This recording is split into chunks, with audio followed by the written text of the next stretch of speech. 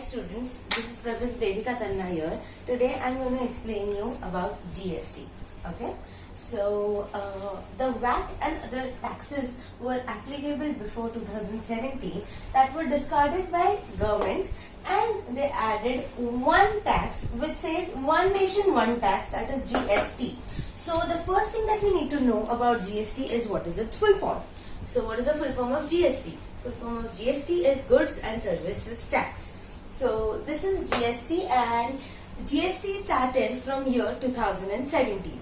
So why did they do so? Why did they eliminate other taxes and they got GST into picture?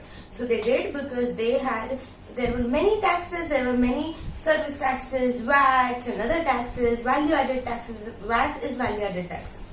So all those taxes were supposed to be eliminating. The complexity of the system got reduced when we had only one tax. Okay, so basically how to calculate GST?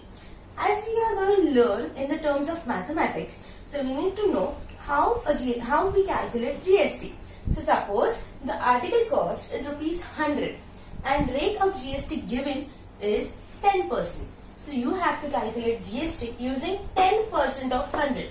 So of always represents multiplication, and 10%. When you talk about percentage, when you want to remove the percentage sign, we usually divide the number with 100. So 10 upon 100 into 100 gives us the value 10.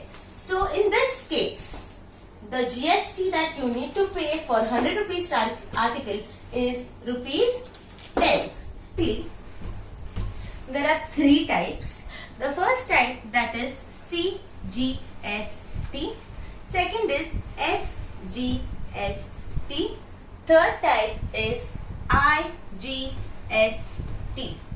So what are the full forms of these types? So when I say CGST, it is central government which is going to take the tax. So central GST, state GST and integrated GST. So this tax will be taken by central government, this will be taken by state government. Now there are some union territories also. So this is an extra information for you all.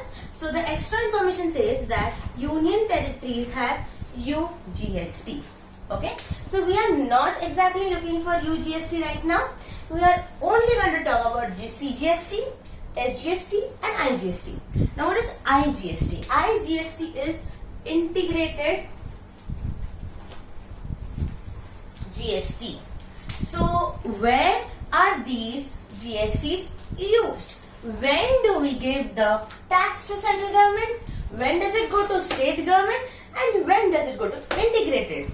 So what is integrated? Integrated is usually when central government gets the tax and it decides how much percentage has to be divided into two states.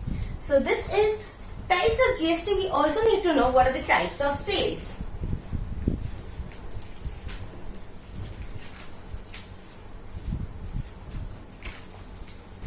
Okay, so broadly there are two types of sales.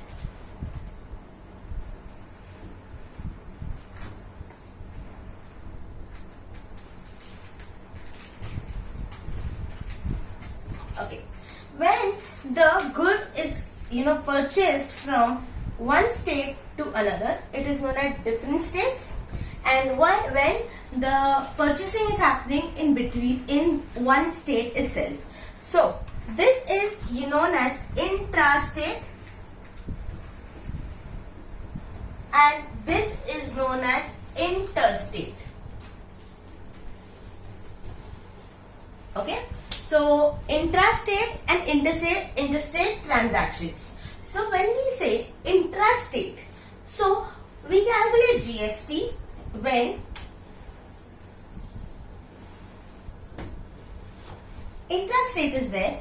The GST goes to CGST is there applicable and SGST is applicable. So if the rate of interest given is 10%, so 5% will go to central government and 5% will go to state government. So while calculating also, you have to divide the rate and calculate 5% of the whatever article's price is there, and then SGST is 5% of the article, and total tax will be adding these two values. Okay. When we go to interstate, interstate is, for example, Maharashtra, a person in Maharashtra is purchasing an item from Uttar Pradesh. Okay. So there are two different states involved. So at this time we calculate IGST, integrated GST. So integrated GST is here that I have already told you this, that the IGST is calculated, like for example it's 10%. So directly you will calculate 10% of the article, and whatever value is there, that value tax will go to central government, and then central government will decide on what percentage will be given to Maharashtra and what percentage will be given to Uttar Pradesh. Okay. So we are now going to learn the last concept of the day, that is what exactly is input and output tax. So as we know, the process of things that are made, purchased by dealers, and dealers send it to the customers, or they sell it to the customers. So first is manufacturer.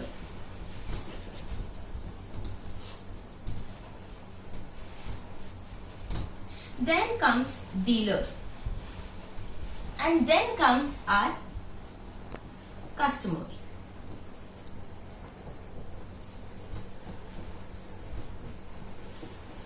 Manufacturer manufactures a product, an article, and it is going to sell the product at rupees 100. And the GST rate that is applicable is 10%. So basically the dealer has to pay the manufacturer a GST of rupees 10. So the total amount that the dealer is going to buy the product for, the cost price of the product which the dealer has to pay rupees 110. Okay. So here the GST that is being paid by the dealer to the manufacturer is known as input tax. Okay. So now next is when dealer has bought the product from the manufacturer, he is going to add some value to it and he is going to sell it to the customer. So for example, dealer decides to keep the selling price as rupees 120. So the GST percentage is again 10%. So when we calculate, the customer has to pay the dealer a tax of rupees